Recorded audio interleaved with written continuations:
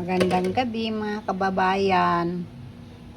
Nagluto ako ng sopas. 1/4 lang po ito, pero marami na po yan, oh. 1/4. Ito na po ang aming hapunan. Ulam na rin, kasama na ulam at hapunan. Tipid lang kami, guys. So, maulan ang panahon, kaya ito masarap. Masarap sa tag-ulan. Yan. Kumusta po kayo sa inyong mga bahay, sa inyong mga lugar? Paki-comment naman po kung taga saan kayo. Please support naman po ang inyong kababayan. Yan po ang bahay namin. Inuupahan lang po namin ito. Ayan, oh. Ayan. Ang ganda, no? Ayan po. Yung rep namin, lumang-luma na po yan. Pero kahit luma po yan,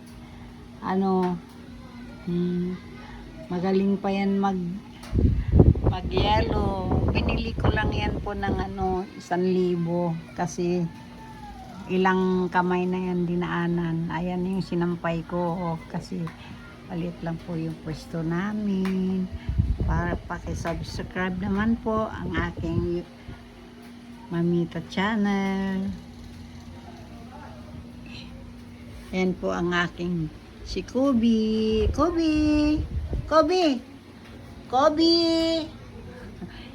Mamaya yan pagdating ng ng pamangking ko, ang gulo-gulo na yan, ang ingay-ingay kasi yun ang naglalambing sa kanya.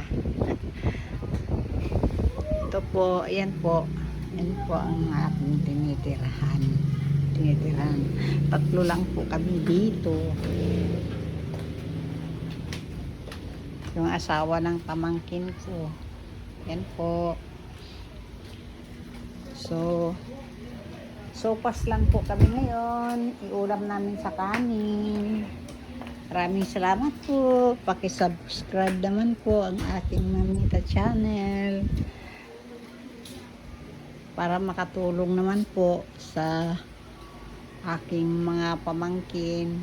Ako lang po ang nagluluto. Dito lang po sa bahay. Minsan po, nagtitinda ako ng aking peanut. Ito po ang labas namin. Madilim na. Ayan po. Lumang bahay kasi itong aming titiran. Ayan po ang aming aming titirhan, no. Ayan. Ito po yung namin.